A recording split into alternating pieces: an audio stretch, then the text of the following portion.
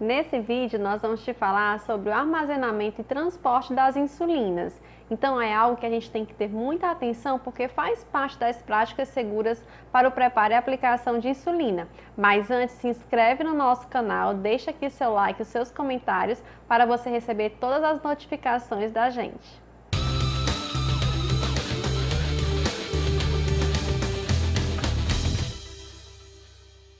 Então, gente, como profissionais, nós precisamos ficar atentos e orientar os nossos pacientes sobre o correto armazenamento e transporte das insulinas.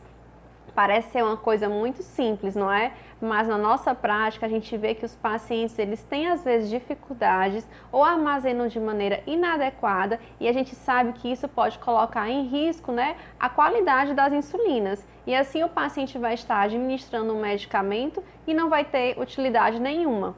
Então as insulinas a gente sabe que é um medicamento potencialmente perigoso, está entre aí os 5 medicamentos que envolvem maior risco para o paciente e que tem uma margem terapêutica bem estreita, porque uma quantidade ínfima de insulina pode sim colocar em risco a vida do paciente. Então garantir o armazenamento e o transporte adequado é fundamental para a gente dar segurança para o paciente. Então eu vou mostrar para vocês como que deve ser. Então a insulina que está lacrada, né, a insulina que não está em uso, ela deve ficar na geladeira, né, numa temperatura entre 2 a 8 graus Celsius, na parte de baixo da geladeira. Não pode ficar nem na porta da geladeira e nem na área do congelador. A insulina ela não pode ser congelada, certo? Aquela insulina que está em uso, ela pode sim ficar tanto na geladeira ou então em temperatura ambiente, desde que não ultrapasse 30 graus Celsius.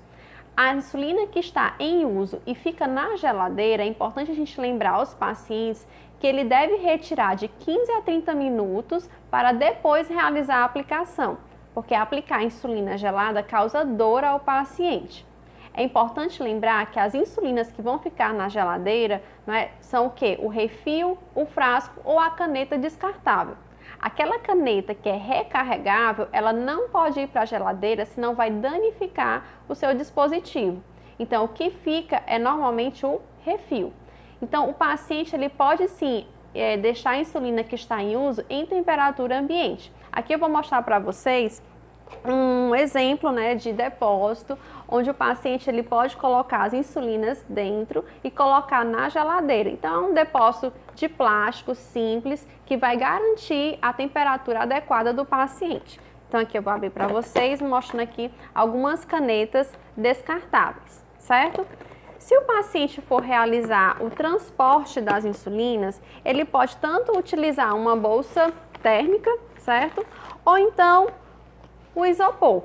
Se ele usar o gelo, é importante a gente lembrar ao paciente que se ele colocar o gelo, a insulina ela não pode estar em contato direto com a placa de gelo ou com o gelo propriamente dito. Isso porque pode danificar, pode congelar a insulina.